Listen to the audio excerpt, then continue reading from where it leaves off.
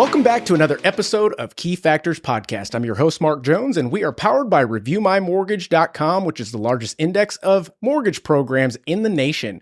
And first off, I want to start by asking everybody listening, watching, tuning in to, if you're getting anything out of these discussions, please like and subscribe to the channel, because we're not spending any marketing dollars on this. For me, this is like therapy, and it's cheaper than therapy, I might add. But we're back with another pretty solid discussion in regards to some new updates that are going on in the market. And we will also be talking about the changes, the things that are being affected by the decisions that others are making. And I've got some pretty good guests today. So I'm going to introduce my guests and allow them to chat about themselves a little bit, toot their horn. So first off, I have JJ. JJ Gorena, how's it going, brother? I'm good, brother. How are you? Doing well. Yeah. And then I have Shane Tolkien. How are you? I'm doing really well. Is that how you say it, Tolkien? Tokheim. Tokheim. Yeah. Very good. Yeah, thank you. So if you guys could just take your turn and tell us a little bit about yourselves. Sure. You want me to go first? Sure. Yeah, I don't want to steal the. I don't want to upset Yeah, you. you will. Yeah, so I'm the regional manager for Fidelity National Title here locally. I started my career 22 years ago with Fidelity National Title, and that's when I met JC all those years cool. ago. Yeah, and met JJ around that same time. So most of my career was spent in sales, and so that's where my heart really is. And then, of course, when you have success, the uppers, they want to go into management. Yeah. They might be watching, but I love my job, and, More work, less pay. Exactly. That's exactly right. But I do love it. It's just different. So I find myself doing a lot of mentoring within my company and outside of my company. And I really thrive in the sales part. So I meet with lots of real estate agents. I hold accountability groups to mentor and coach. Sure. Yeah, I absolutely love it. If you want to come ever, by all means, I get up and I throw down an actual soapbox and I get up on it and I tell everybody what they should be doing. And then they leave and hopefully they're doing it. And then they ignore you. Yeah, exactly. And I love that you do that, because I am very big on education. I mean, I'm somebody that went to college, never graduated, but did pretty damn good for myself. And it was based on the concept that the information is there.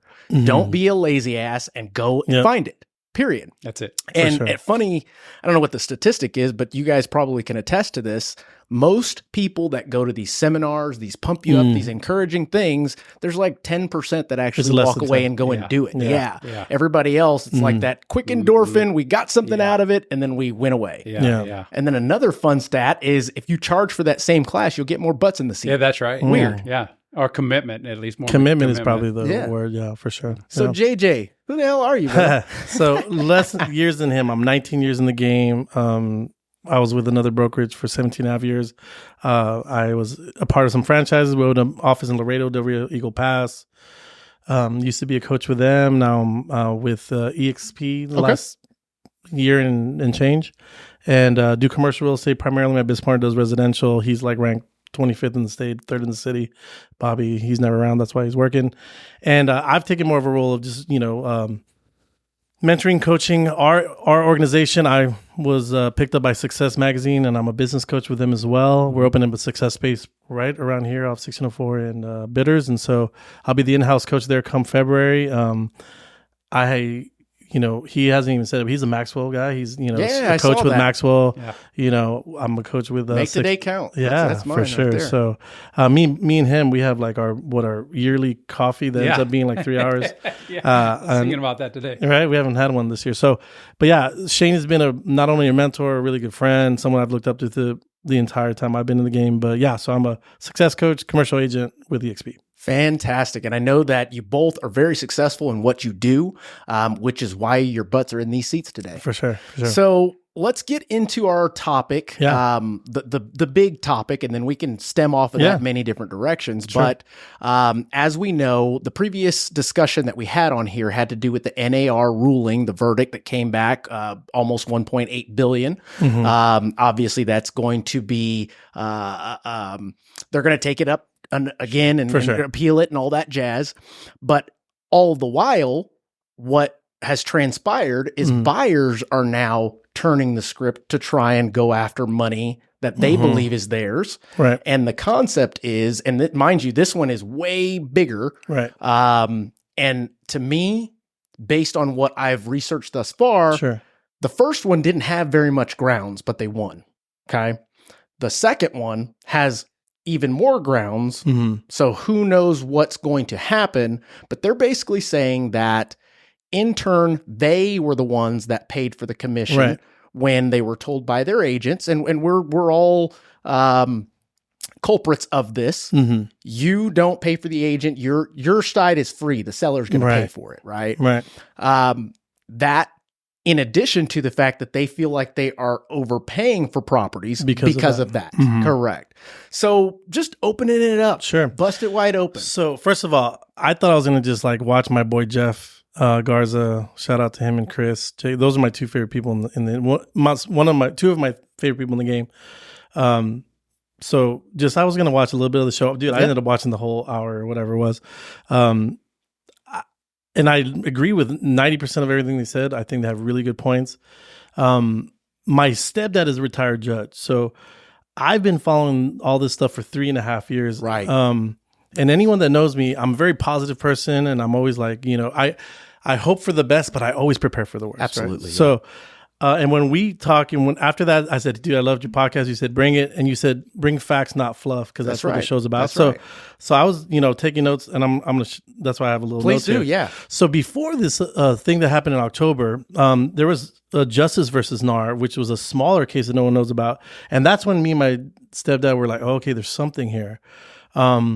Because the closing statement from the judge said, this is a good thing, and I'm glad this is changing. So what that really was saying before the October settlements that were being paid out or settled, that was saying that not only the judge and the district court in that area, but the general public thinks that there's a change. That means that something's broken, right? Yeah. At that time, in October 6th, I think Remax paid $55 million. Anywhere Brand paid $83.5 million, and then at that point, we, as real estate professionals, like, we know this is not going away. Right. And we can some weren't even paying attention, to be honest. But most agents are reactive. Absolutely, yeah. If you ask an agent, like, hey, how did you go from 100 to or 0 to 100 deals? They go, I don't know. I just got there, right? Yeah. Most agents are reactive, and it's the entrepreneurial spirit. My business partner is one of them. Like, he's always like, I've been talking to him about this. He's like, wait, what? It's just who they are. It's good salespeople. They focus on what's important. Correct. And this is more of a macro thing. And the only reason that was so intrigued by it, because again, my stepdad's a retired judge, and he geeked out on it. So he was the one kind of updating me. Right. But yeah, but he was also able to give you kind of no fluff. This is big picture what's happening, and like buckle up type stuff. So here's so what they're trying to say is that us as an industry, meaning real estate agents, not you, brother, you're good, conspire to force and unfairly allow sellers to pay buyers commissions, right? So let's stop right there. Sure. That being the case, conspire and force. What layman concept, what does that mean? So for those of us that are listening, that are not in our industry, because we do have folks that stumble upon this and they go, well, those are some good looking dudes. We're going to tune in. That's kind of where I, feel like what JJ said, 98% of the real estate agents, they're not conspiring. Right. They don't even know to conspire. Right. And, they're not smart enough to conspire. You kind of opened up with it, but, I hope, and the ones that I know, the professionals, there you go. The professionals, they're representing their client to the best of their ability. I firmly believe that. And I don't think most of them are saying like, hey, let's raise the price so I can make a little bit more money. I don't think that's the case. And I'm pretty sure that, but so to me, I don't think there's conspiring at all, at the level of the people that I'm talking about. Right. Now, I don't know what state this is in. What state is it? Well, this one was in Chicago. Right. Chicago. The previous was in Missouri. Obviously, I don't know any agents there, but the ones I know, they're not doing that. Sure. Intentionally. Right. Yeah. They don't have bad intentions, but I believe, and I like to play devil's advocate. I'm going to be on your side of it. Is there two sides now? Yeah. Well, I mean, from the lender's perspective, I'm that guy that likes to tell the truth no matter what. Yeah. And whether you want to use me as your lender or not, you know you're going to get good service. You know you're going to get the right options, etc. Because I'm going to run you through the whole gamut of what you should have in front of you.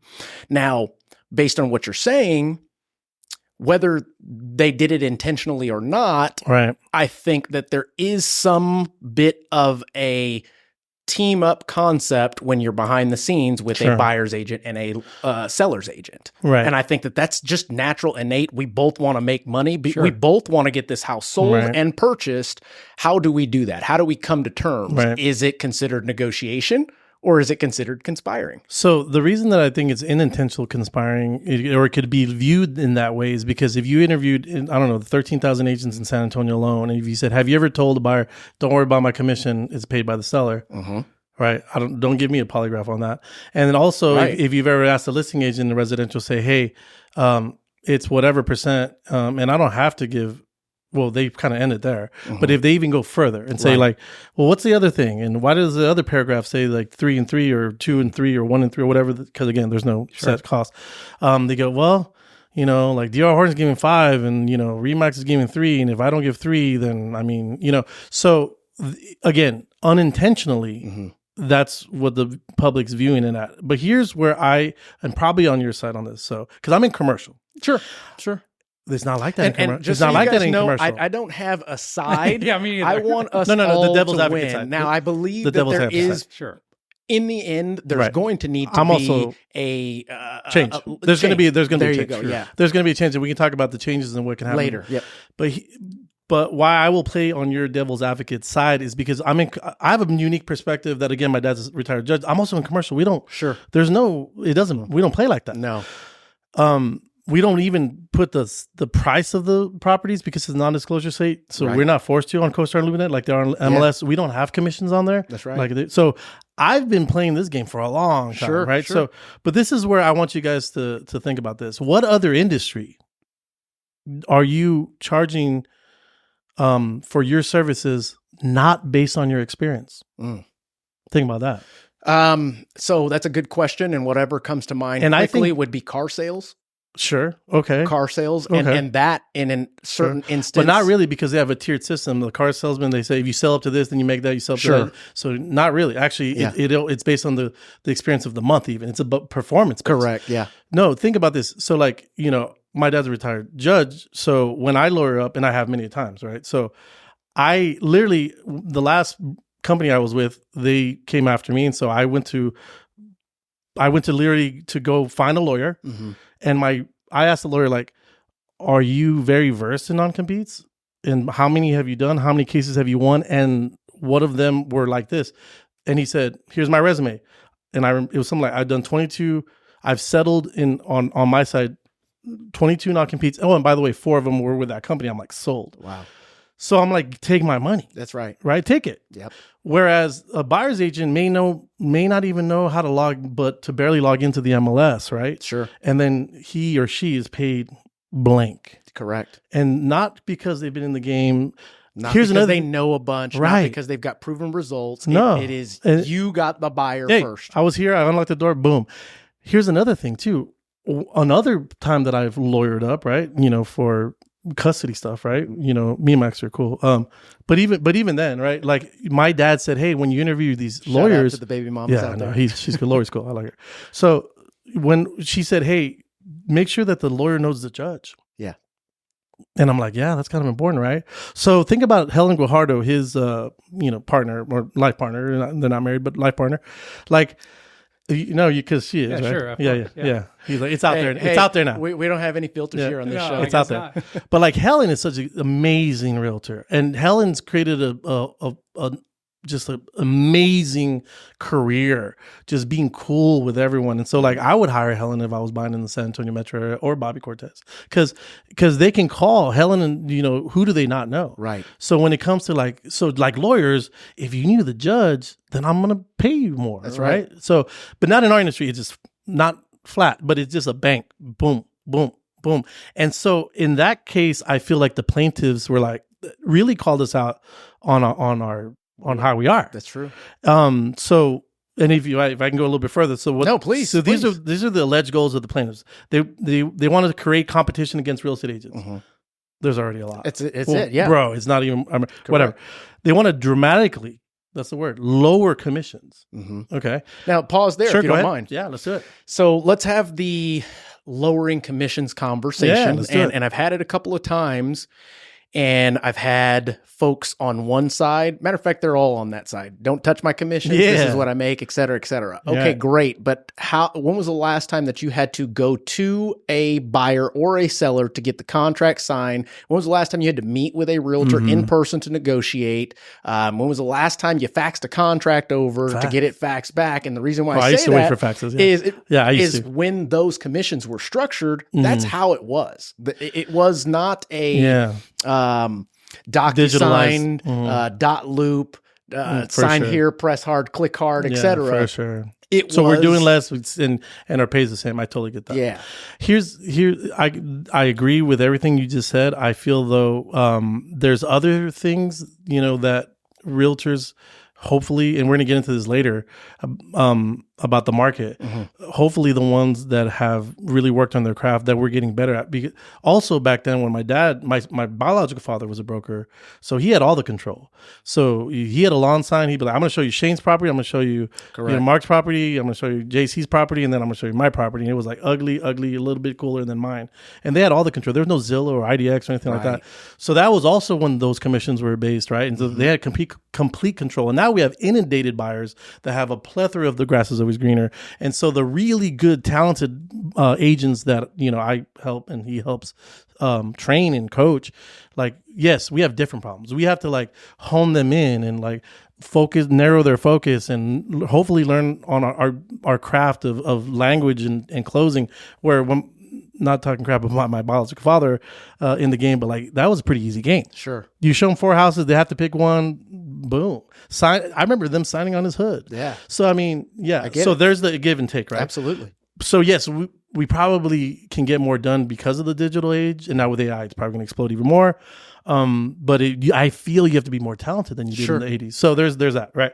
So dramatically lower commissions, save consumer money. I don't think that'll happen in the long run, but maybe in the short run. I'm with you on that. Increase transparency. I feel like, you know what? Like what Jeff said on the last show, Texas, we disclose a hell of a lot, bro. How do you get more Holy transparent smokes, than bro. it being flat face on the contract? Yeah. Now, it more so is one of those things where you've got to have proof that you went over it with them. For sure. I thought that was a signature, but now you got to maybe put it on it's TikTok on the CD or something. too, Who knows? and they see it in our office. Sure. He gives them a stack of papers that'll choke a horse. So like if we actually, no offense, but if the I were buyer, but the seller, no. Yeah, they see it for sure. Right. Yeah, they've seen it multiple times. Yeah. Net sheets, CDs, everything, right? So like, and then you're like, wait, what? I mean, it's so okay, whatever. And then the last thing is the incentivize additional negotiation. Now, I do feel like that is where we being the residential hat are not like how we are in the commercial hat. The commercial, we negotiate all the time. We negotiate, I'm dealing with brokers that I've never met in other states that representing buyers. And I'm like, bro, who are you? What do you have to do with this? Right. And then I have to, so it's constant negotiation. I'll give you an example. Like, there's nothing on CoStar LoopNet. So there's not even a price, right? Okay. So like, let's say like, interest rates would drop to 6%. What would happen to price? It would skyrocket. Absolutely. So what sucks with us in residential, we've already posted a price. Right. So we can't adjust it. Right. Commercial, it's a non-disclosure state. So I don't want to buy his retail spot and let Barrett County know what I pay for it. It's the non-disclosure state. So why would I don't want that. Because the price is out there and then now you're going to screw me on taxes. Thank you, BCAT. So we don't have to disclose the price nor commission. So before I show Shane's property, I go, hey, dude, what's the price? And by the way, that's going to adjust from day to day and almost from client to client. Like, well, who do you got? Right. Are you a developer? Are you a brewery?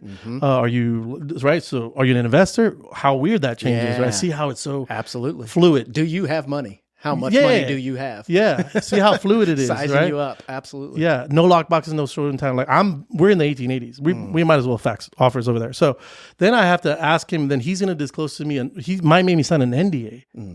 Think about that. Yeah. So then I can disclose to my client what the price is. And in that I say, hey, and then I send him a thing, say, I would love to show your property, but I intend on getting 3%, 2%. Right. And sometimes it's lower, right? Like, sure. Because commercial is higher price. Sure. So 2%. And then he goes, man, I would love to show it to you, man, but we're only giving 2.5. And then I go, you know what? I'm good with it. So maybe I feel like residential is going to look way like more like my game. And I don't think that's a bad thing, but we can get into that later. Sure. So what the sequence is, they want to decouple, debundle, and delink commissions. And I guess my question to that, even though I play the devil's advocate all the time, is how do you do that? How do you go about the rules have to be completely unwritten, because if I'm representing, or my business partner is representing to both sides of the transaction in the residential contract, he is so exposed to liability. Sure. So if you're going to decouple, then you have to change the rules where my business partner, because he, like you're walking on eggshells on top of landmines when it comes to, and by the way, there's non-states in the United States that you cannot represent on both sides. We're and then if I ever tell agents that, they go, "Wait, what? Dual representation? It's not allowed." So it's going to have to be allowed and probably be a standard. And so if that's the case, then you can't backwards. Yeah, then you can't penalize my business partner because what he's doing is double the work, and now he has to like treat the other side fairly. And how do you do that? How? Mm-hmm. So what I think. So this is what the fears are. So I'm a commercial agent, so vaya con Dios residential. I'm just kidding. So I'm a little insulated from the situation. But what are our fears? The fears that I hear from real estate agents, like you said, don't touch my commission. What our fears should be is this: there's going to be a wider gap of wealth, because wealth, as you know, has to have real estate in it. Sure. There's no wealthy person that doesn't have a strong amount of. I tell people all the time, I make great money and have made great money. Sure. But if I didn't put that in real estate, then I wouldn't have shit. Yeah. You would have nice clothes. Absolutely. Yeah. So the disparity of wealth is already getting much, much higher. If what the plaintiffs want happen, the disparity will increase. And let me tell you why. Like, here's some stats: 26% of all home buyers are first-time home buyers. Think about San Antonio even more. Mm-hmm. We have low-income buyers that can't pay for representation. We have veterans that literally are not able to pay for representation, and retirees like my mom that has maybe one more transaction in her that can't afford a buyer's agent. So what ends up happening? I feel like no matter what, if I'm going to go into a real estate transaction and I need to be represented, I'm going to pay for representation. So then who gets represented?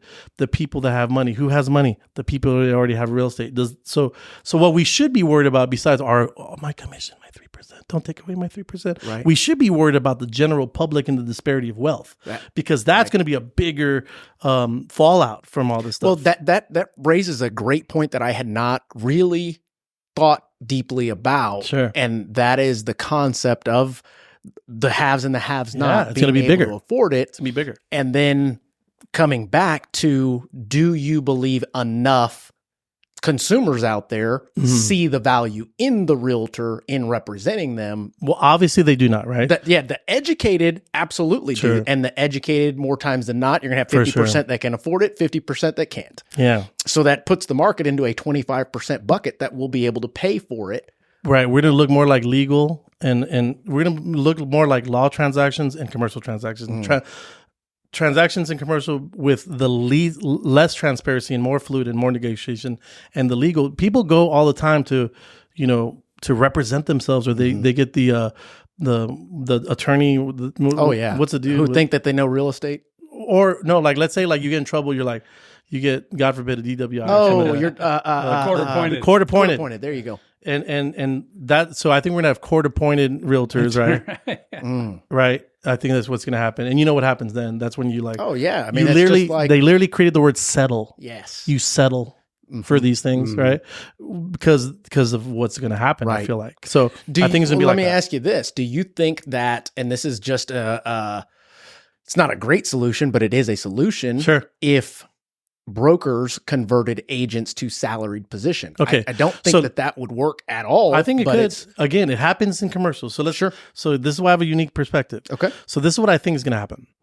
It's going to be a firewall. IDX is gone. MLS is in trouble. It has been for a while. Sure. Right? So there's going to be a firewall like there is in commercial, where like I'll be talking to someone in like CBRE, one of the big boys, and I'll be like, hey man, I got a client interested in this property, and they've told me, hey bud, we're doing this one in-house. And I'm like, what? Oh, okay. Pretty much saying like, nah, we got enough troops, we don't need you, right? Think about that. That's scary. Is it? I mean, to a certain extent, because there's supposed to be transparency that we're giving. That was transparent. You guys are colluding behind the scenes because you're on the same team. I mean, I may not like it because I'm not part of that big boy firm. Right. So now the big boy firms, just like in commercial, dude, you can name them, right? There's 5 firms that right? You can name them, right? You just see them all, or JLL, CBRE, Realty, you can name them. It's going to be that. So, and I'm not trying to toot my company's horn, but we're way ahead of it. So we have Zenlist, where we already have off-market properties with all 90,000 of us, and we're already doing in-house. We're preparing, we're insulating ourselves for what's coming. And so then it's going to be like, okay, do I work for brand A, brand B, brand C, brand D? And brand D might be this awesome brand like Jeff Garza. That's like, because dude, broker of the year. On point. Well, on point. Absolutely. Dude, he should get broker of the year, dude. I have so many stories about Jeff, about calling me and, hey, I'm showing my agents your development at 9 p.m. and I'm like, Jeff, you're awesome. So, or I'm going to go with who has the inventory. Yeah. Because now we're like car lots. Yeah. Like, hey, I my son he's totally fine, but he wrecked a car. So we've been doing the car shopping for a week. Holy smokes, that's a dirty game. Oh yeah. But it's, I was in it. I totally get you. Yes. But and it will be a luxury. Yeah. You'll have luxury your brand. Pre-owned. There you Absolutely. go. That There makes you go. sense. There you go. Your builder division. There you go. I totally That's get where it's that. going to Wow. go. We're going to go into the commercial. You guys are going to look more like us and like my dad's game and like the car game. And it's going to be who has the inventory. Well, then it's going to be a weird recruiting appointment, because it's going to be for an agent that's like, hey, you want to go with this really strong broker like Jeff Garza that's going to like be there for you 20, because he's awesome. Mm-hmm. But we got blank amount of listings. Right. And they're going to be like, ugh. Which one? I got more to sell here versus the value that I get to try and gain, because I technically can't gain anymore if they're all hoarded within these brokers. Like I went to Cavern Toyota off of 410 and Bandera. They have 7 acres of inventory. Like I'm like, we're here now. Yeah. We're not going anywhere. Wow. Right? Yeah. Like, why am I going around the freaking... It's all here. Plus, so do they have the best salesman? Josh is awesome, by the way. But do they have the best salesman? Probably not. I mean, maybe they do. But what if the best salesman... They need to. Exactly. So this is what's going to happen. So again, I have a unique perspective because I've been... That's a different... I'm in commercial. Look. Yeah, it's going to happen. It's going to be the big firm. Like you think it's going to just absorb the small guys, which sucks. It does. Because I love competition. But change is inevitable in any industry. It's coming. In my opinion. The next question's for you, brother. You ready? Bring it. Will the mortgage industry get disrupted? In this way, can buyers' finance commissions, are commissions part? This is going to be all you. Great questions. Can buyers' finance commissions, are commissions part of closing costs, or can they be? Will mortgage industry be able to react fast enough? These are the notes that I wanted to ask you, because I had to read those shit for a little bit right now. I love it. And is it all in the buyer's best interest? Okay, so let's start off with the best interest part. Sure. Because I think that's where it all kind of, if it's not in their best interest, what the hell are we talking any further, I think right? the plaintiffs don't get the big picture, but whatever. Correct. I do think it is in the best interest for a buyer to have representation, number one. Sure. I believe that representation should be sophisticated enough, educated enough, qualified enough that I don't have to do your job for Sure. you. Right. And I'm just being honest. Yeah. I've said it before on previous discussions I've that the lack of experience on a buyer side ends up falling on the lender. Right. And simply because we want that buyer to close on the deal. 100%. So the next piece to that is, how is the mortgage industry going to adapt to it? Can they adapt fast enough? I don't know. And the reason why I say that is we are already being faced with margin compression. Yeah. That's out of this world. I bet. No one has seen it like this even back 2018 and prior to that. Never. So the brick and mortar that you see, the operations like crazy, all my operations work from home. Yeah. My loan officers, they come in, they come out, no big deal as long as you're doing what you're doing. Right. We hold meetings. We've got plenty of resources for them. But I do believe that, and lenders out there are going to hate me for this, but I believe that it may end up coming down to here's your rate, and here's the fee. Or you can have this lower rate and this gets rolled in. Right. There's your options. There is no ops. There is no, technically, maybe not even a loan officer. Why? Because I already built something that is going nuts. I know you have. That consumers can put their information in. And as long as the programs that we've uploaded, and we're constantly uploading programs from different companies, match with what they have entered in, that's their program. Right. Technically, now you just need to upload your documents, make sure it's verified, and run it through. Right. So you're being proactive. very, Got it. very. I mean, I thought that this was something that was going to come regardless of this lawsuit or case, just simply because what happened with the pandemic, in my opinion, was going to happen, but it was going to take another 10, 15 years to happen. Right. This just went, okay, now we've got to deploy the things that we've been working on to see if they work so that we can just continue moving forward with what we do, business as usual. But it wasn't business as usual. There was more business. I mean, Shane's seen some crazy stuff happen since you started in title 22 years ago. I mean, it's changed completely. Yeah, for sure. Yeah, everything you guys have touched on, it like we were told this morning, or obviously it's in the news. It's out there. Well, I wasn't talking about. Oh, my bad. The 13-year. Right now we're slower than we've ever been. For 13 years. Yeah, and I always say to that, like, well, probably you too. I never had that. Even 13 years ago, I had my best year. Right. In 2008, I had my best year. I've had my best year every single year. Right. So to me, I always think that the people like us, we don't even see that because we're doing the things proactively that we're supposed to be doing. We're who's and suffering jiving, from that? Yeah, the 80% that are, or the 90% or whatever. 90% for sure. Yeah. So I mean that's a good point. And the last thing that you mentioned, which was technically the second thing that you mentioned, was, is there going to be a way to finance it? That was a suggestion that I had in the first discussion about this when it first came out. I had Tori Summers on, Nicole Ricks, and John Groff. Right. And I said, how about we find a way to have lenders finance that piece of the commission, because we're already, and this is coming from the government, FHA loans, VA loans, USDA loans, where they finance their upfront mortgage insurance or guarantee fee. Right. Why is it okay that they do that but not the other? I mean, is both not it's a to service protect, fee, right? Is both not to protect that buyer? Sure. I mean, in the grand scheme of things. So Dodd-Frank will have to be rewritten, right? Absolutely. Yeah. I think that's going to be a part of it. And so the proaction that I think should happen to everyone is, now, do I think that mortgage lenders will go away completely? I don't. No, it's I don't simply either. because there's just too much. It's too much of a commitment. B, C, and D paper that deserve to have It's a home. It's more than that. It's just like, I think everyone's like, oh, what about Blockbuster? I was like, dude, that's a movie. This is a 30-year mortgage. People are gonna freak out. They need to be talked off the ledge. They need consulting. Right? Well, the deal needs to be put together. For sure. There are many cases where they don't know what the hell they're doing, and they've been turned down by 3 people, but the last person that's experienced gets it and goes, oh, they were missing this, and they need to fill this gap in, and then it makes sense. Sure. Boom, now they got a loan. It's where problems are solved, money is made, right? Absolutely. So I think what agents should be, to be proactive on all of this, if they're listening, I think is to change what you're worth. Why is my business partner, Bobby Cortez, a listing agent? Why is it his responsibility to negotiate a buyer's agent's commission? Why is it on the listing agent? Right. Like think about that. Like imagine a lawyer's like, hey dude, I got you and I got their side too. I mean, it happens in a civil action lawsuit, by the way, because whoever loses pays both. Correct. But then it's a competition of who wins, right? Right. So it creates competition where we're like, no, I got you, homie. I got you, girl. Like, why is it my business partner's, as a listing agent, why is it his responsibility to negotiate a buyer's agent commission? That being the case, Sure. let me ask this. Sure. And it can be for both. Like, imagine you had to negotiate his fee, or he has to negotiate your fee. Well, am I truly negotiating that fee, or am I trying to convince the sellers who pays for it at the time? Sure.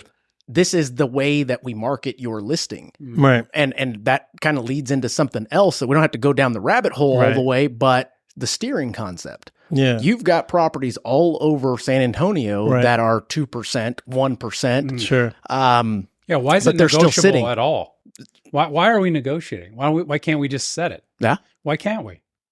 I mean, again, you're right. Or, like JJ's point was earlier, the more experience you have, the more you get paid, or the better you are, the more you get paid. Sure. Okay, so that's not negotiating. That's earned. That's earned. And I so agree. set it, and then as you earn, it goes up. Maybe why it's are we a time negotiating? thing. Maybe it's once you get to X amount of transactions, that could be something. Whatever. But from what that I've would been create told, the mentorship, apprenticeship that Jeff and you guys were absolutely, talking about. Because then they'd be like, hey man, like, I'm Jeff Adler, whatever, I'm appointed by. I'm the correct. 4 guy. Like, let me get you through this. Like, because dude, in law, again, I think we're gonna look more like law and commercial. It's gonna be fine. In law, you when you're new, you have this like it's the same game. You have to go find clients, service them, great enough to get referrals, and the saga continues. Right. And then there's a tipping point where you can only grow with a legal assistant. Same thing. The difference is that people tend to like want to get into a group like Jeff Garza's group or whatever to like earn their badge of part. You ever heard like, one day I'll be partner? So let me ask you that this. kind of thing. Talking about that whole marketing concept of this is how much we are paying to the buyer's agent. Builders do it all the time. Absolutely. Is that something that has to be disclosed up front? And when I say up front, I'm talking about on the face of the listing. Well, I hate go behind the scenes. Then steering goes away. That happens with us in commercial, dude. And I hated it because coming from residential, I did 9 years of residential and I was pretty good. Shane, remember that? I'm just kidding. No, I didn't. And then the last 10 I did commercial. I hated that because I was like, bro, why isn't it 3? Yeah. Like, what do you mean 2? They're like, dude. And this guy told me straight out, like, you know, he worked for a big boy firm. He's like, look, man, we got this much to cut up. That's it. You're not in this group. Right. Thank you for bringing your client. We got this for you. Right. But you know what they say though? But we take it from here, homie. Do you see Same that? thing that they're trying to do on the residential side, I would imagine. Maybe. So like, I'm not going to say, let's just say 6%, the firm has negotiated for the transaction 6%. Right. But they're trying to hold it in their firm because they have enough people and marketing and whatever. Keep it all in the family. Because that's what remember, they're using one broker, right? Right. And then I come with a buyer or even a tenant. Outside of that. Yeah, and they go, hey, man, we weren't expecting you. So thank you for, it's almost a referral piece. Thank you for your prospect. We'll take it from here and just get you paid. Bye-bye. I don't have to deal with all. See, unlike the buyer's agent has to get them through inspections. Do you see what I'm saying? Absolutely. It's almost like a referral fee, and I'm like, all right, it's like dropping them off at a builder. I can take that. Exactly. At a manufactured home builder. Exactly. Yeah, exactly. Right. Yeah. So I just think you guys are going to look, you guys meaning residential is going to look more like us. Yeah. It's not a bad thing. I don't think anything change related is necessarily a bad thing because it happens for a reason. And I can't completely agree with that reason, especially in this case scenario, but I do see where they're coming from. For sure. What I want to bring it back to for just a moment is the gleaming question of who really pays for commissions in regards to residential side of things. We know where it's at on the contract. We know where it's at on the closing disclosure. We know where it's at. Well, but who's really paying for it? I think equity is theoretical, right? I agree. Right. So and you hear the conversation, well, the seller, because they're the ones getting the money. Okay, and because they became a homeowner and did what was right, now they're going to be penalized? Yeah, they bought their house for 8 raspberries. There you go. whatever the prices were. No, well, I think equity is theoretical, meaning like when someone says, oh, you know, I got $230,000 in your house, I was like, do you? Because what has to happen for you to get that out is you have to call Mark and refinance it. Yep. That's option A. And you can only pull up to 80%. Right. Minus the loan amount. And there's fees to that. Absolutely. Even people say that there are. There are. And then, not you, other people. And I say it straight up. I'm going to charge you, but I'm going to do a damn good job. But you're going to love it. And then, so that's theoretical, right? There's also fees for Shane's positioning in that, his company. So there's all these fees. So it's theoretical. So is equity real? Well, if you can get it out, how do you get it out? You have to sell it or refi. That's it. It's only two things. And so what is one, we're being attacked on the side where we're like, well, in order to get it out, there's like a 6% or 5% or whatever percent supply and demand charge for two people in a transaction to, come together with, such a high ticket item price. Yeah. It's not like we're slanging Toyotas. Correct. It's not Toyota. I agree 100% or Honda. And that's also what and why I'm more inclined to agree with the commissions need to come down a little bit, simply because we are selling something that's pretty large dollar value. Mm-hmm. You make a good commission. I mean, you've got many of teachers that quit teaching to come become a realtor. Sure.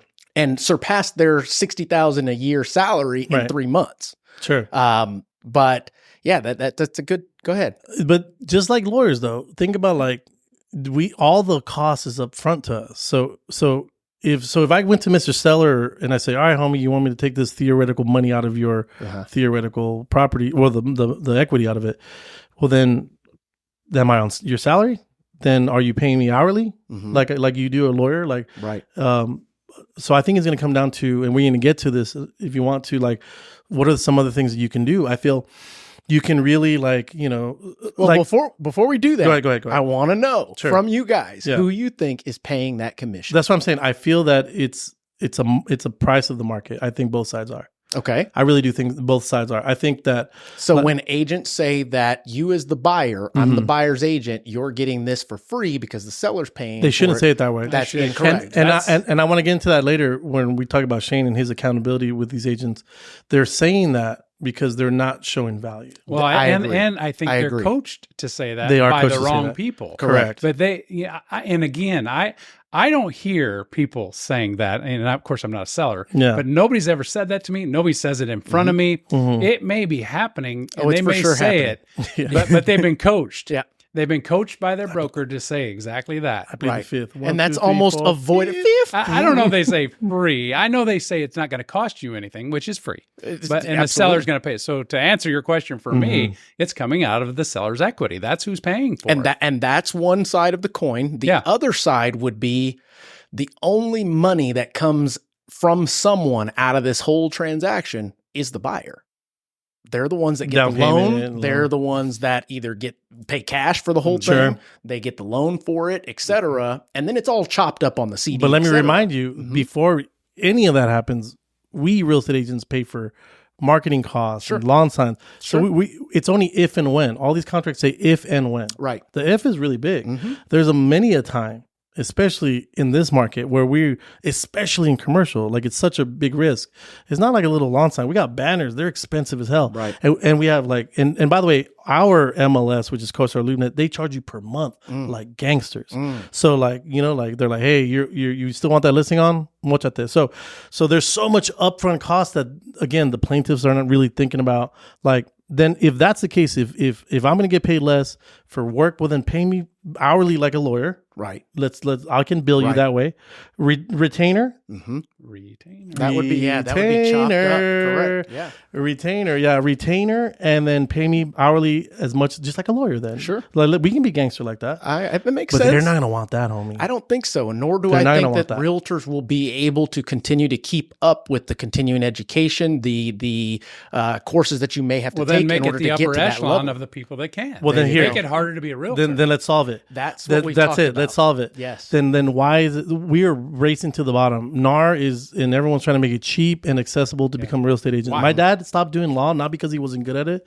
It's just because he had another career and he didn't keep up with his law degree. Like their CE is more the cost to be a lawyer is unbelievable. And guess what? They're more of a respected industry because of it, right? That's true. So besides, like stupid shows like, what is it? Sunset, selling Sunset. No, I'm talking about the lawyer one. Which one? Suits? Suits, yeah. That's a good show. It's a good show. But like, it's so... I was going to say. Yeah, it's so BS. So... You heard the soundtrack? That's dope. No, it's dope. But like, so make it harder. We've been racing to the bottom to see, how fast we can get into the industry.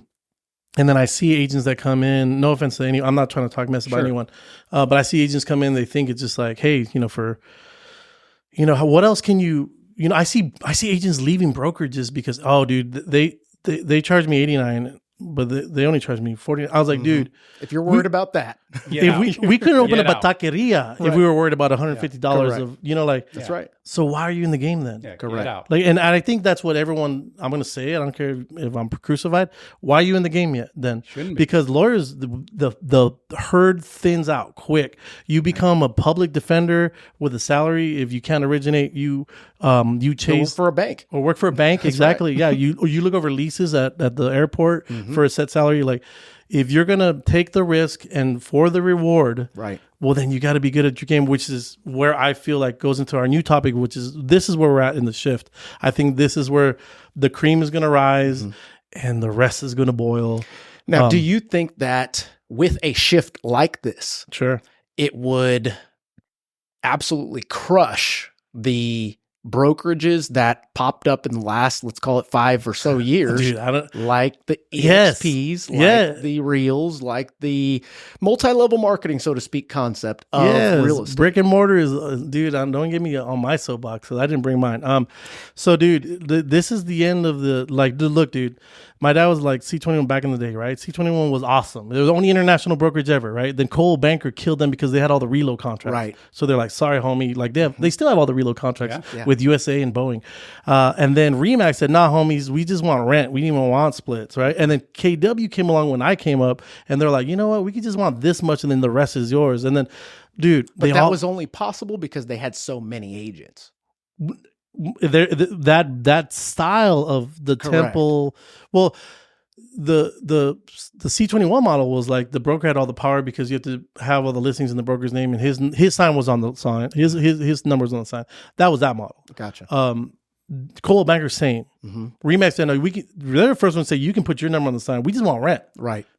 Because they had to like pay for this temple brick and mortar. Correct. Then KW said like, yo, you can also put leave your number on the signs, and we only want up to this much, and then the rest is yours, which was mind blowing. Right. And then there's the new ones, right? Like then we said like, hey, we don't need brick and mortar. 2020, like, dude, The change. we all had the best year ever. Absolutely. Did we have? 2020, We couldn't. 2021. Yeah. Absolutely. We didn't need an office. Yep. Mid 2022, and then it went. Ding ding ding, no office. That's correct. Ding ding ding, no office. We don't need an office. It's archaic. But at the same you need an time, office, right? You legally for the have most to- part, absolutely. Legally, you have to. Don't legally, we have to Yes. have brick. Well, technically, You need we an- do not. We You need have an to have address. an office. There are some states You like need an office. Florida Yes, we have to have an that you have to have brick and mortar Yeah. there. Oh, to it's offer not certain here programs. No, not necessarily. You've got to have an address tied to it. So my house could technically be fulfilling that. Oh, No, think about it, because like Rocket Mortgage is killing everyone. Mhm. Where's their office? somewhere. Pie in the sky. Exactly. Who knows? So no, he doesn't need an office. But So that being the case, yeah, would you we don't need brick and mortar, all Yeah. that good stuff. So we're going to go to a Cloud-based. either transaction, get a piece of ownership, etc. yeah, cloud based. But where is the leadership? Where is the mentorship? Where Well, are the well, things that We got. I'll be honest, the KBs have, but in my opinion, they're more so using it as another means of revenue. the KWs. They're charging their Yeah. agents for Bold and these other Oh things. yeah, no, it's a whole thing. You So there is that. So now I think you're gonna flock to people like Jeff Garza, or hopefully myself, because we know that you have to get good. So like, and I'm gonna say this, probably shouldn't. So like a listing agent in For the 2020. fourth time. I know, right? I'm not censored today. We're going to chop it up. No, it's okay. Yeah, edit it all out. No way. So in 2021, I would say like, what are a listing agents? I was like, dude, they're cocaine distributors. Like it's the easiest thing. Like a listing agent in 2021 was like Absolutely. your what's his name? Midian, you're that guy, right? I know who you're talking about. Or the Mexican cartel, right? Yeah, there you go. the gentlemen's of Cali. Like, yeah, it's supply. Whatever supply you got, Yeah. you sell. Correct. Then who's the buyer's agent? Well, they're coke dealers. Like, yeah, hey, I can find you that supply. I mean, it was the easiest game of all time. Agreed. Unfortunately, you know, the people that flocked into the industry and, you know, grabbed a little bit of the pie. Good for them. It's awesome. Right. Sure.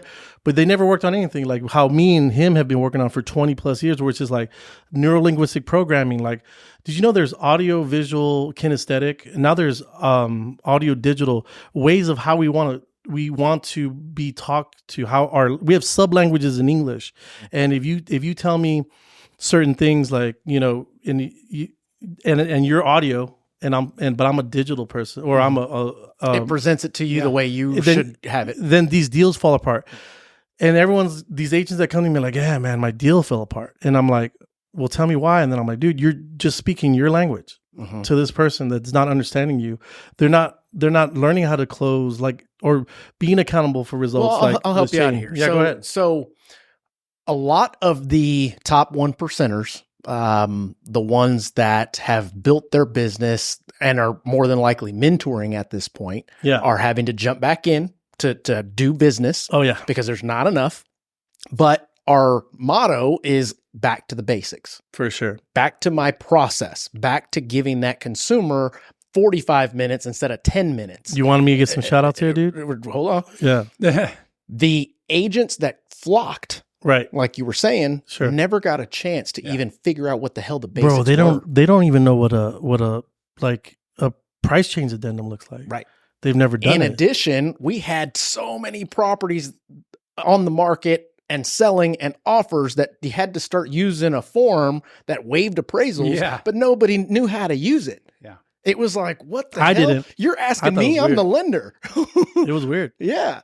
So It seemed that predatory. being the case, they don't have a foundation. Mhm. Their foundation started here when ours started here, and we had to build it. We went through good years, bad years, 2018 to where everybody's like, oh shit, okay, we're good. Yeah. They don't have that. Well, bro, in the last brokerage I was with, I was the only person in the top 10 that has been consistently, or me and Bob, consistently in the top 10 since 2008. And the new brokerage I'm with, besides Dane Schrader, there's only one other person that's also in the top 10 that has seen 2008. So 13 years, like you said, we've had a really good run. Right. So the skills, and by the way, these kids have different skills than we do. They have TikTok skills and they have video skills that I'm like, yo, they have really. Well, that's a good point. I'm not trying to say that they're not talented. Chris, They might be talented, but they're also, what I've seen, inappropriate pops to mind. I mean, it's what are false. we doing? What are we? Yeah, it's and false. Chris had a great Chris on here Jacobs, last. Jacobs. Yeah. He mentioned that everybody wants to be this famous part, You don't want to do the work, but they don't want to do the work. Yeah. And it's like, you're using this to attract buyers, Right. but then when you get one, you don't know what to do. Yeah. right? So you're just building this following of falsity, if that makes sense. Yeah. I disagree a little bit with, And I'm not saying that I feel you like shouldn't use it. Absolutely. Yeah. You have to evolve. You have to change, go where the Adapt or die. fish where the fish are in Yeah. order to catch fish. yeah. But I think in the future it's going to be the agents that have the best brands are going to be the only ones left. So I agree. So I mean, Chris, dude, he's such a beast. Like he has his following, and I don't think I agree with him. They ain't going nowhere. Like Chris's people they're gonna use Chris. But I think in the future, here's some stats. Like there's a 30% attrition rate. So 5 years from now, in 2028, 82% of all the real estate transactions are going to be done by agents that don't have their license yet. Wow. No, that's real. In what year? By 2028. These are Really? real numbers. And I know that because meaning more coming to the industry. no one that has, whoever's listening right now, if you don't have a license yet, you might be 82% of the transactions will be done by someone we don't even know as a realtor yet. Wow. So buckle So up. that just means that Adapt or it's die. going to stay on this path. Yes, it of is. growth. But there has to be both. There has to be people that have skills to pay the bills along to back up the brand that they're portraying. Sure. Or that they actually You do got to be have. true to your brand. Yeah. It can't be a facade. You can't. You have to be able. And then, but dude, these deals are so important to these consumers. You know, they said like Newsweek had an article a long time ago. They said the three most detrimental, stressful things that happens to an American, not a Bosnian or someone that lives like in Gaza. Like, no, I'm talking about American, right? Number one is They losing. don't have a phone charger. No, that's pretty. That's What up. do I do? That's up there with my anxiety. But number one is losing an immediate family member, mom, dad, sister, brother, or whatever. Number two is buying and selling real estate, and number three is losing their job. So think about the stress level for American. We're between a mortuary and you know, like monster.com. Both losses. Yeah, absolutely. Yeah. Wow. So think about the stress level. So that's why everyone's like, oh, you know, AI is gonna eat you all up. I'm like, bring it. It's such an important decision for a consumer on both sides, seller and buyer. Sure. That like, and you know, you have to close people 5 times. You have to close them on right now, buying or selling in general, then your services, then price, then, you know, how the property is, like inspection, and then follow through. So there's 5 closings. And so with these kids, I say kids, there's older people, but these newer agents in the last 13 plus years of the gold rush, they just haven't worked on it. And that doesn't mean they can't get better. Right. I agree. So I'm not saying like, hey, you guys are screwed and you're gone. Bye. See you later. It's only going to be us. Whatever. And I think it starts with the mindset. Yeah. So if you think you're screwed, sure. if you think that this change is going to 100%. affect you 100%, then Yes. it already has. And you speak to a group of 100 of them, you can pick them out. Oh, sure. I mean, you can. Yeah. If there's 20, you If they're can pick out coachable. the one. If Yeah, they're coachable. exactly. If they're Right. coachable, you can Right. pick them right out. But Shane, go into that a little bit because I feel like, you know, you've been doing this for so long and and by the way, he doesn't even want anything from it. Like, he doesn't say anything. I don't think any of us do, to be honest. No one that I've had on these discussions, these episodes, is promoting themselves. For sure. It is promoting their knowledge that hopefully seeps into some people that will get their shit together at the end of the day. But I think in life he's talking about. Like Shane will sit down with someone. I'm like, dude, you know that dude never uses you, will never use you, has said in public that he'll never use you. And Shane's like, yeah, he's a good guy though. I'm like, you're crazy, bro. Like, that's true. Shane comes from contribution, and that's what he's taught me more than anyone is like, just it's the integrity of doing something when you have no benefit, right? So but talk about what you do with agents. But 20 years. People have said, maybe to you, unbeknownst to me. That, they text me all the time. Yeah. I'll never use that. And they come around, dude. I mean, they do come around. It's because I'm sincere. Like I'm helping you to help you. Mm-hmm. What do you want me to talk about? Like the ongoing, like the coaching piece of that. The accountability portion of it. The way that you like he has a text. He's the most consistent human. So is it like the core? What is it that you? I do use some of that, but it's more. People. I started calling it accountability, and people are scared of that. They hate that word. They hate it. So I changed it to motivational. Yeah, and people are flocking. But I never even changed my words or my slides are all the same, and they love it. Yeah. And so this last time, I literally would put their numbers up on the big screen and. People would come in 0, 0, 0. And I'm like, why are you here? Right. Mm-hmm. You are not going to be successful. And then I call out their name and I say, look, what happens to you when you put 0, 0, 0? And they say, you call me every day. Mm-hmm. Yeah. And this is somebody or some people that JJ would probably be like, that dude is never going to make it. Leave him alone. Yeah. And you know what? They probably won't, but they're not wasting my time because they're there in the group. Sure. Right. There's out of 26 people, there's half that are doing much, much, much better than they were before they met me. Right. And so, like when I said if you talk to 100 people, you're going to find 2 that are going to be successful and coachable. Do the transactions that we're talking about in 2028. Right. Yeah. I mean, those are people, but also there's 18% of the other ones that you're still going to be doing and Helen's going to be doing and Bobby's going to be doing. For sure. Yeah. So the people cream is always going to rise like we've always gone back to. Right. And so, but your consistency, I feel like over the last 2 decades is like a testament. Like, if Shane, he has the pulse of the market all the time. Mm-hmm. He's seen every single market that I've seen for sure. Yeah. Calm and collected. It's, when crap hits the fan, I'm like, hey dude, we need to go to coffee or and we talk about highbrow. Another one was Jeff Hamilton that we lost. Oh my God, yeah. That was one of the biggest loss to me because I was like, I can't wait for Jeff to tell me what's going to happen. And not that he was always right. It was just more. He had a solid pulse on the market. Sure. He's a mentor from a distance for me as well. It's a pillar of the industry, which Shane is, and he's real humble about it. But it's these pillars of the industry that they're buoys to know where we are. When things get tough, and the consistency that Shane's had for the 2 decades that I've known him is just, it's outrageous. Because I'll be honest with you, like Shane's not, he if I said do a TikTok or die, he'd be like, all right, suicide pill. Yeah, right.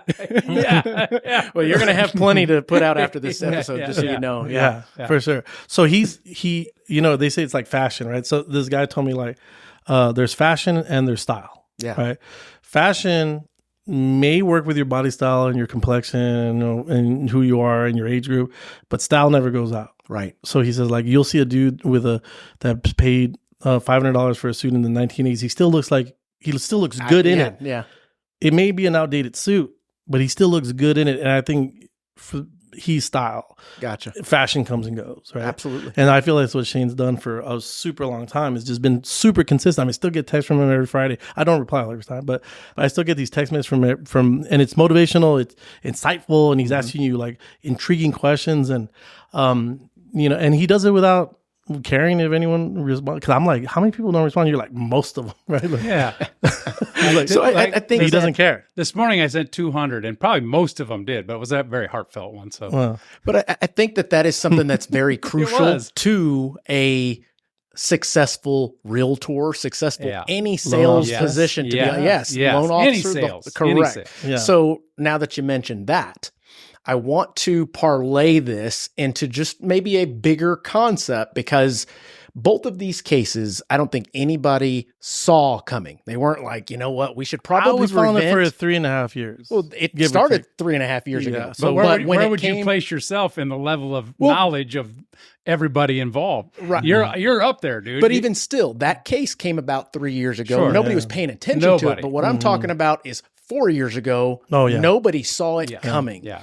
Same concept with this. When that verdict came out, nobody still saw the other side coming the next couple of weeks, right? Yeah, that was weird. That was weird. Right. Mm-hmm. So that being the case, and they were coming for something that we all, to a certain extent, believe is, hey, you shouldn't touch it if it's not broken. Is it really broken? They definitely think so. Right. Mm-hmm. So would that not then allow these consumers, because I believe that this is a way for consumers to kind of stick it to everybody that's been making good money, all that good stuff, because it's more of a, I don't work for commission, but you do. You've been making great money. You've been making a great living. I've been seeing you in the nice houses, the nice cars, the nice clothes. Since when the hell do you have a mortgage podcast? That's not entertaining. Yeah. Yeah. What's stopping them from going after any commission sales Yeah. in general? The funniest Does that thing- make sense? Yeah, the funniest thing I heard out of all this is that, they should have gone after the lawyers that are doing this case as well, because they're the ones that are inflating what is being charged to, I thought about that right? too, but So, you've got realtors. we're just because and I think what it is that the douchebagness of real estate is at all time high, right? Yeah. And so I thought, so jokingly with my dad, I was like, yo, you guys are next then, right? I mean, Could it? right? Like Technically. like yeah. does Jim Adler need 20% of your decapitated, ex, Right. does he need 20% of that? And that's another good question. Is it the same concept as a, let's call it, attorney that is seeking damages from someone for something that took place? Right.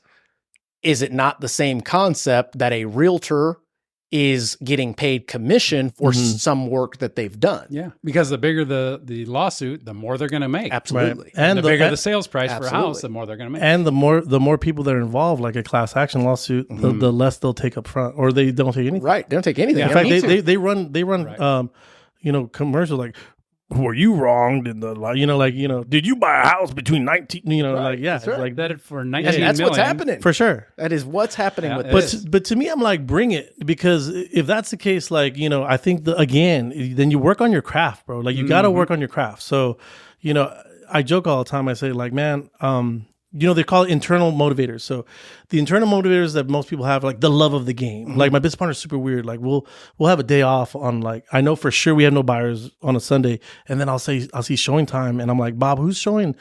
Someone in Cordillera Ranch. He's like, oh, that's me. I'm going to see it. I'm like, what? I would never use my super key if I didn't have to. You know what I mean? Bob loves the game, right? So there's these, so he's like, Michael Jordan and Kobe Bryant, they love the game. They just shot the ball because they love the ball in their hands. Curry, you heard all these people that have a love for I don't have a love for the game. Bro, I'm sure I could do it well in mortgage. Right. He's never offered me a job, but I'm sure I can kill it in title. So like, so I don't have that internal motivator. I have an opportunity motivator, which is also internal, but that means that if I am shift shapy and I can go to mortgage and I can go to title and I feel like hang with the big boys. That's an entrepreneurial spirit. Yeah, well then I've got to work on my game, right? So am I good at, neuro-linguistic programming? Do I know all about the disc? Am I, reading all the books that Shane is sending me, and vice versa? Are we being better, or are we just kind of are we being intentional, or are we Going through the proactive, motions. or just being reactive Yeah. and saying like, hey dude, so I'm not as scared. Right. Plus we're insulated. I think 5 years ahead, I'm like, well, commercial, like me and my business partner had commercial EXP stuff, stocks, like we diversified because you never know. And AI is going to change everyone's game, by the way. Like I agree with that. I don't believe it's going to replace. It will change, and those that do not adopt it will be left behind. yeah, adapt or die. Yeah. Right. So, we had a radio show way before it was just, us and Rogan. I was kidding. No, but we had a radio show for 8 years, and then parlay that to TV. And so, I feel like the one thing that we've done well has just been like ahead of the game a little bit. Cause I know I'm always looking at how can we adapt? I've never been to Realtors retirement party. Yeah, good point. Have y'all ever been? Not never. No. Nope. Because they don't invite me if they have No, one. yeah, no, you're right. So You're right. either they work until they die, or they find other ways. What ends up coming out, right? happening? The solid agents that are truly in the business to make a difference, that learn their craft, that kind of like your partner. Yeah. He invests in real estate. All day. I invest. We practice what we preach, 100%. and we are stewardess of our craft, so to Sure. speak. And what that does is while you're busting your ass, Right. you've now done the right things with Sure. your money and believed in what you were selling to the point that I don't have to do this piece anymore. I've built it. Right. And I think that the agents that end up sticking around when all these things change started doing that early. And have a brand. And Just I want to tell Chris. Well, even at that And have a point, brand. they're probably promoting that brand by way of what they've done. Yeah. On accident or on purpose, right? Right. Yeah, on accident, on purpose. Yeah, like I remember I told Bob, like I just renovated a property and we were making it one of our next Airbnbs, and I was like, I'm gonna have an open house for the renovation. He's like, why? I was like, just so that people can see the before and after, and so they can see like what an Airbnb looks like before it goes on the market. And dude, we got so much business from that. Sure. By accident, Right. I was just like, hey, check out what we're doing. And really, I just wanted a reason to call my past clients. It's really what my life is all about. Right. Is just how can I connect with the people that have our tribe, right? That have gotten us to where we are.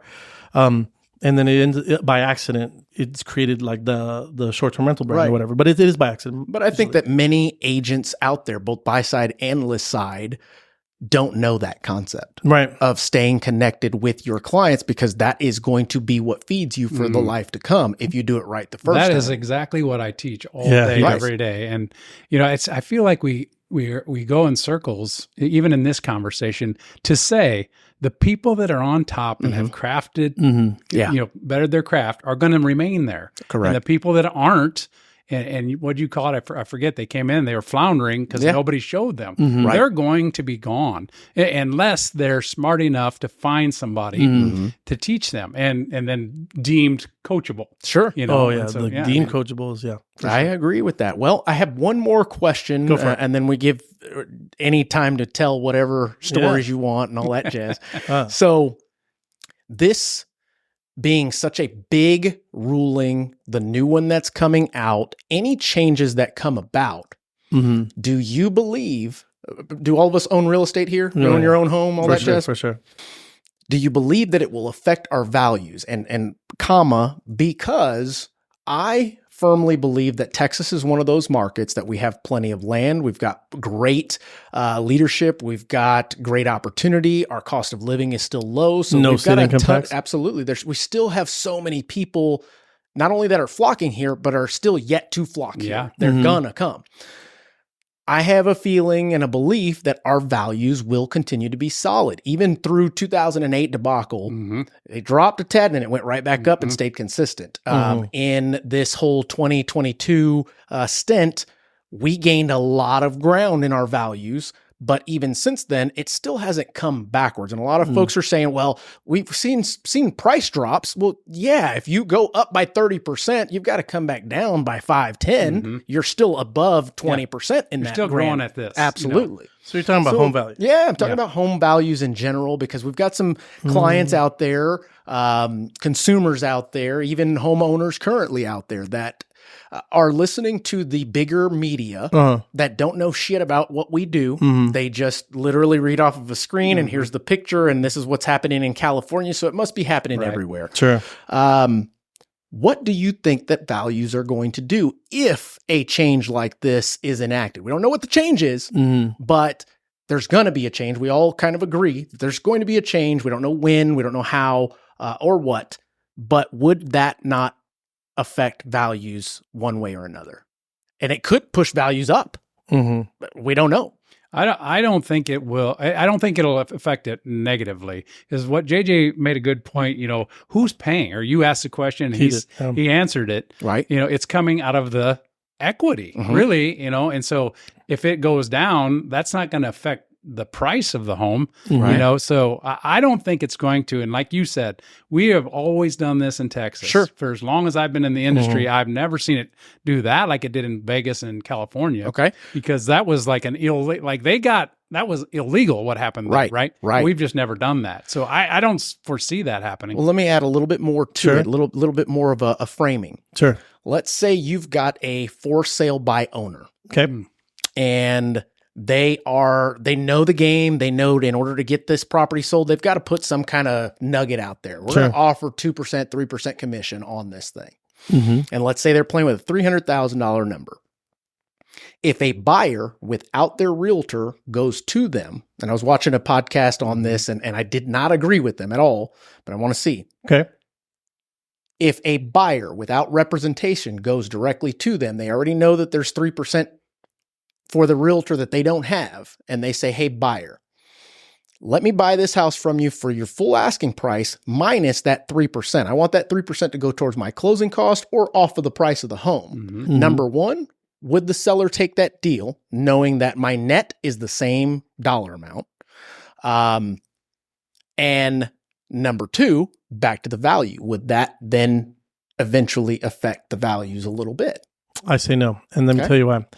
When it comes to residential real estate, way more than commercial, there's only 4 reasons for people to make a commercial transaction. Is they got a business, so they need a place like you. Mm-hmm. Their business blew up, so they need a bigger place. Mm-hmm. They need to downsize because they're about to retire. Correct. 1031 exchanges. And then it goes back to just to devalue the property against your taxes. So there's 5 reasons to move. Depreciation, depreciation to move in commercial. Residential is definite.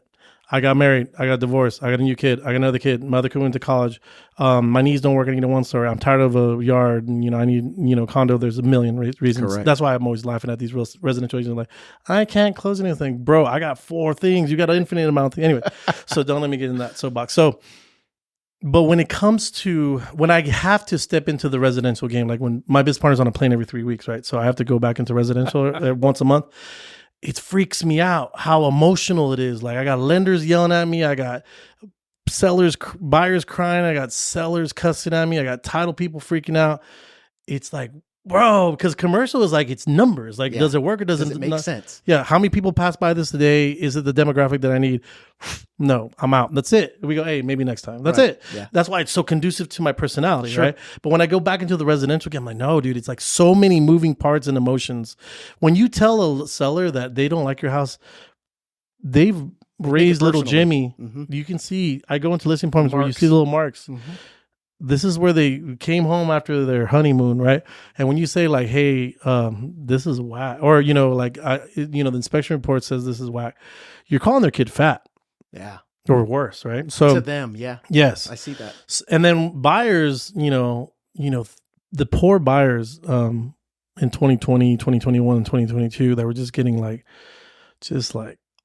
over the head. Manhandled, dude. Mm-hmm. And the defeating, over and over losing. Oh my God. Losing. If you don't have any cash, you are losing. Yeah. Dude. And if you want, we can go into why I know people will start moving is because dude, there's another stat. 76% of them have buyer's remorse if they bought in the last 5 years. 76% of them said, not Bobby, but all the other realtors threw them into a house that, whatever, because it's whatever they can get. So these emotions are so high.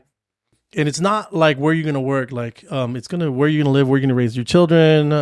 Investment, you get a little bit less, hey, this is going to be an Airbnb or a rental property.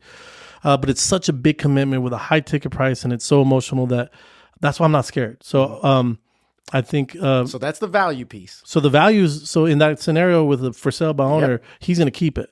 So do you think that they would say, no, I'm not going to sell to you. I want $300,000, and the deal will die. Period. The deal will die. You think so? Yeah, homie. So you as a seller, for sale by owner, right? Buyer comes to you. You've already allotted 3% for this. Sure. They say, I'll buy your house, but that 3% that you were going to pay the agent that I don't have, pay my closing costs. Okay, cool. And then the seller's going to say, maybe even out loud, as is.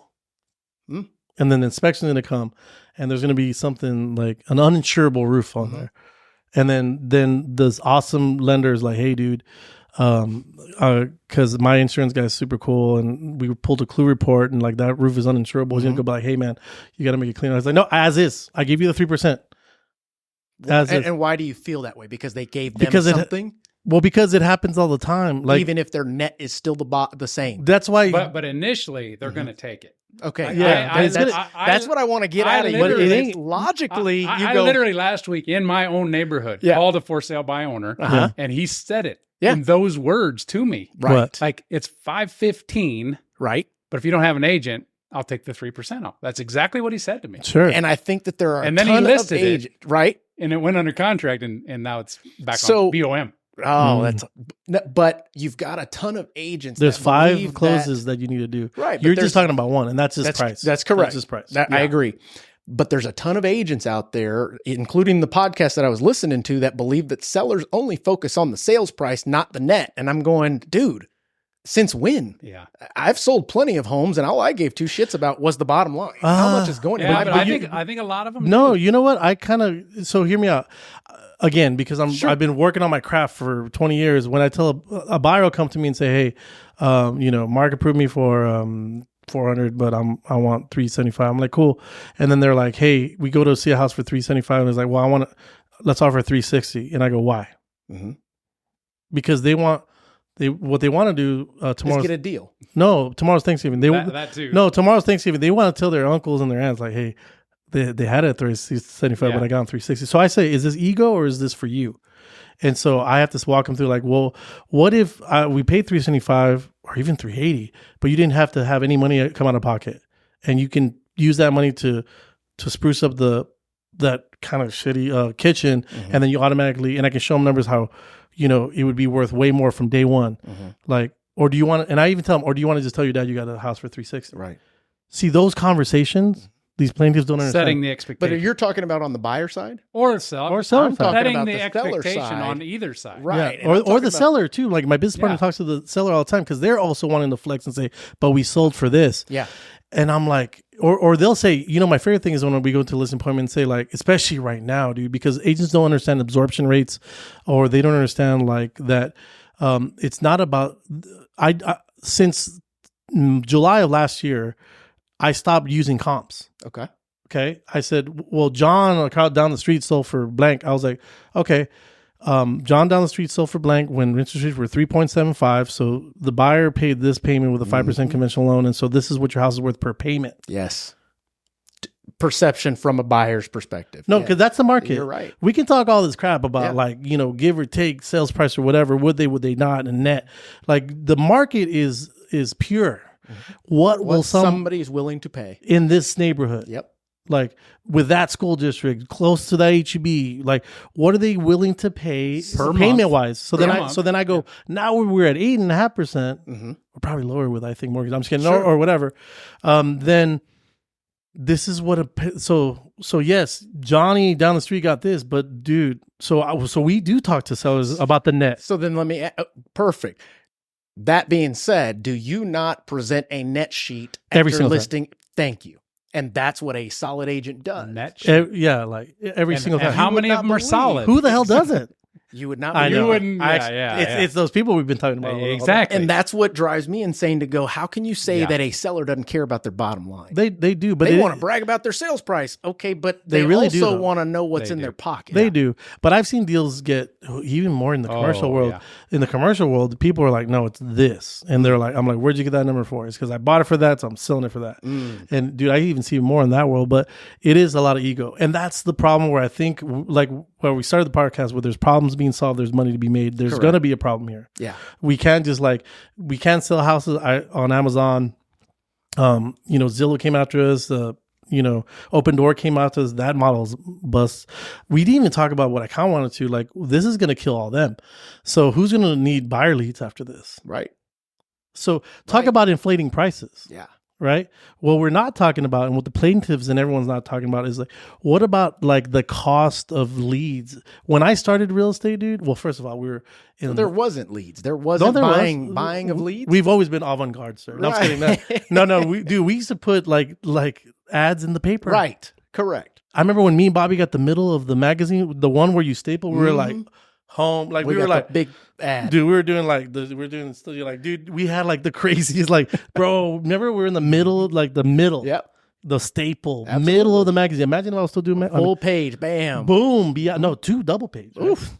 So like, yeah, Sideways. but even then, dude, like the cost of leads, right, has disproportionately skyrocketed since then. Correct. Like, I'm a numbers dude, right? So when we're looking at, like, when we ran teams and we've had 13 agents at one point, and I've had 100 plus agents. Zillow built an empire on you paying leads for them that only 4% closed. What happened to all the others that people paid for? What they're paying for is now data, which is smart, but it's too late. So who's going to pay them all this and they're trying to adapt, by the way, too, now. Right. They're doing all these things like, oh no, we got Premier stuff and all this. So they're trying to adapt, but dude, if you talk about inflation, so like if we could probably pay way less and the prices of real estate would dramatically drop if we weren't like having to market through these IDX machines that Cuznar sold our soul. Mm-hmm. You're right. In 2002 or 8. Or that's part of this change. Dude, they would alleviate way more than our 6%. It's Correct. Dismal. It's dismal compared to what they've done to make it a marketable property. Are consumers going to go after that next? Well, they don't. They're not. They don't know. They're not smart enough to know. They're not. Unless this podcast goes viral, they're not smart enough to go. We thought they weren't smart enough to know what they know now. They're not informed enough. We should say. Yeah. Right. Yeah. So like, I feel like that's gonna be the thing. Well, okay. So we've gone, I don't know, a little over an hour or so. Yeah. I've gotten exactly what I needed to out of this. Awesome. But is there anything else that you guys would like to close with? And then I'll tie it up with a bow. I mean, Jesus, that a lot of good information, a lot of perspectives that I think even previous guests on this same topic did not bring to the table. Mm-hmm. So both of you, thank you for getting our audience to think, to use that thing that God gave us. It's for solving problems. Yeah. And as you mentioned, when there's a problem, there's money to be made. Every time. And that's absolutely correct. I agree with it 100%. There's going to be a problem, and there are going to be different problems, and they're going to be adaptable problems. But yes, for sure. So then each of you, what would you suggest let's talk about what would you recommend for realtors on the buy side? And we've mentioned it already, but if you could hone in, what are some things or one thing specifically that an agent should do if they love this business, want to remain in this business, and potentially continue to thrive in this business? Raise your game. I mean, you've got to add value to the transaction. That's all there is to it. And you've got to be representing your client to your fullest ability, and your ability better be up there where you're worth it. You got to make yourself worth it. Mm-hmm. And, I was invited to speak at a group and to talk about the declining market. And I said, well, that'll only take me 5 seconds because, we've been through it. It's declining, but now you've got to do 3 times as much as you did to get the same result, right? Which is okay. You need to do that. If you weren't doing that anyway, you shouldn't be doing it. Right. I hate to say that, but it's true. I like that. I mean, JJ? I would piggyback on that. The market is not going anywhere in Texas. On when I had my radio show, I was screaming about how office is archaic and we don't need it on the commercial side. By the way, I feel like commercial is going to drop way before residential. I think so too. And we can come back and talk about that. Yeah. I feel like we've been following millennial trends, and they didn't get married early. They didn't have children early. They were moving around for their jobs. And so think about what... And it turns out that they do actually have a little bit of money saved up. It turns out that they do have good credit. They're not really on their parents' couch. For sure. And if you look at, we've been following their trends. And so think about like La Cantera and like all these places that we kept on building, because I'm in commercial world. We just kept on being class A apartments. So all of our material, all of our glass, all of our lumber, all of our everything went to class A apartments. And then around 2018, when I was like at the end of my radio show career, they all woke up and they all said, hey, we want a house now. Yeah. All at the same time. That's right. And they were because I got my first house when I was 24. When did you get yours, bro? Later than that, 30, 35. 30? I was 22. Yeah. I was 22. A teacher, dude. I couldn't afford one. Loser. You loser. No, I'm just kidding. No, so like, we had, I had Trey Young, like we had different motives, right? So, I'm X, whatever. The millennials, we followed their trend. They took all of our resources and they put it for this temporary living, and they all woke up and wanted a house. Right after that, pandemic hit. Yep. Inflation happened. Mm-hmm. Interest rates got, were inflated as well. And then we're realizing the backlash of that. We are San Diego and Austin is LA. We are. And it is. And I tell that to a lot of folks when I have these discussions. Because we're cooler. Because they act like this is an impossibility. It's just not possible. It's supply and look demand. At California. This happened many years ago. In the early 2000s in California, after 2008, it was like boom. Yeah. Because it's what people need to understand. And you're right. We have infinite land. It's not like we're in Manhattan. So the supply is still low. We have 4 years. If we normalize the 5.5% interest rate, which is to 6, which is normal. I would think so. Next 2 years. That's normal. We still got 4 years of chaos. Right. Because there's still like these people are just on the sidelines, like just, you ever see that Star Wars red face dude that's just like waiting, like they're to jump in. Yeah, he's just waiting to jump in. They're still waiting. And the moment that we see a little bit of a boom, it's going to be 2021 again. And by the way, just to help you, anyone that says like, oh, Mark, it's not a good time to buy. Well, when was it? Because in 2021, they were wrapped around the block. You were pulling $30,000 to $40,000 or $50,000 of your 401k to pay over the value, not the list price, the value. You are correct. And that money's gone. And there were... Hey, where's that money though? There were loans gone. It disappeared. Gone. There were folks during that period that were ecstatic that it only came back X amount. Yeah. Like, only 30 grand. What the hell are you talking about? It was the most predatory market that I've ever seen in my life. Here's some stats. 76% of them aren't happy with it. 30-year high on the canary in the coal mine is always cars. 30-year high on repos on cars right now. What happened? They were letting you finance up to 150, 160% of the car. When I saw so-and-so have a so-and-so car, I'm like, bro, that dude does not deserve whatever. So like, but the repos are, they're not hiring salespeople. They're hiring repo people. Yeah. This has happened before in 08. But this is a weird recession because we're the, and I know this is a wrong analogy, but we're the frog that is just getting hotter and hotter and we're just boiling it and just watching it boil like it's a hot tub. Yeah. The inflation, how do you get rid of inflation? It's that what happened is that we've acquired debt to the highest level as a country. Yes, absolutely. And the listing agents out here know, the really good ones that are in a lot of listing appointments like Bob, because we're not about like take the money and run. We're like, what are we going to do with this? Are we going to go buy another house with 20% down so we avoid PMI? Are we going to buy this house and another one so we have two houses to they're not transactional. They're relationship based, and that comes from what the seller is giving. What's your goal? The questions that you ask. What's your goal? NLP, right? Like, why are you doing this instead of like let's run? So which makes us better, right? So 90% of them say, I need to pay off debt. That's one. First. That's number one. I don't hear like, oh, dude, we're doing a god awful amount of cash outs right now. Yeah. So number one is pay out debt. So everyone that thinks like, oh, we're screwed. No, look, this is different than 08 because people have equity. Now it's theoretical. They're going to get it out either through you or through me. Right.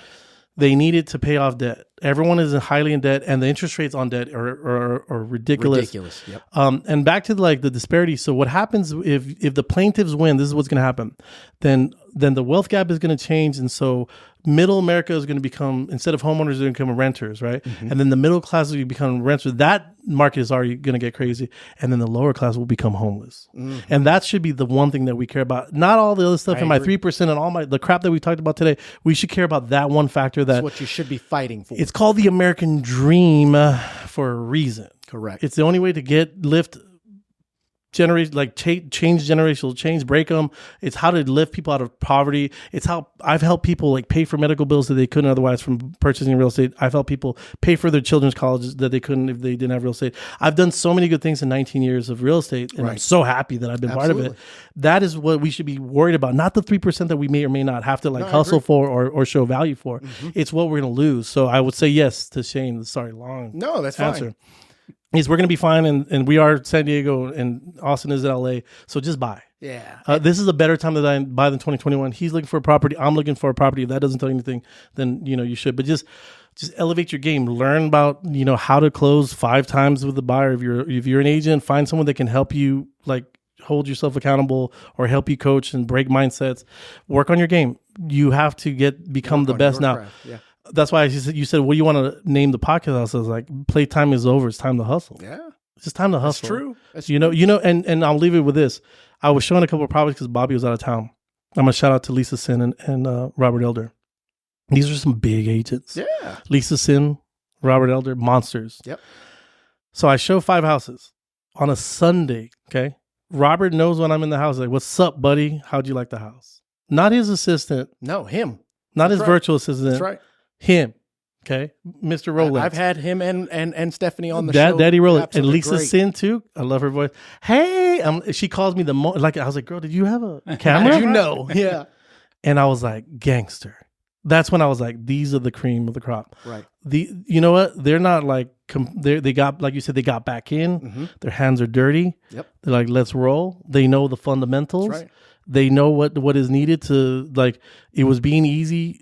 Listing agents were doing the 3 Ps, put it on the market, putting a sign in the yard and praying for, multiple offers. Yeah. They know that they need to step up their game. And it made me feel so good, dude, that I'm with these real, like, I feel like we've been attacking people, but there's so many great professionals in this industry that I'm so happy that I get to have the same, call them a colleague, because they're incredible. Yeah. And the moment that the market changed, they changed as well. They adapted quick. And what it does, and we'll finish with this, is it raises the bar and actually makes the bar very visible as to where it should be for others in the game. Right. And I'll finish with this. This was a fantastic discussion, by the way. Thank you both. Yeah, for sure, man. We got a lot of good stuff out of this, and hopefully others out there will do the same. So make sure to like, subscribe, share it with somebody that you think that may be able to get something out of this. But the overall premise of this is, if you're going back to the basics, make sure that you do remember what your basics were. You've definitely have to sharpen your tools, become the best of what you do, and look for that shining light. That in all the darkness, there's got to be somebody that's got a flashlight that's shining it up in the air saying, hey, follow me, I know the way. And if you can find that, whether it's someone like JJ, whether it's someone like Shane, hold on tight, because they've been through it. They're here to calm your nerves, but at the same time, they're here to show you the path. And that's super intentional. And I believe that you can take that to the bank and cash that check. So that being the case, guys, thanks for tuning in. Both of you, again, thank you for coming on. Anytime. Really appreciate it. And we will catch you on the next one.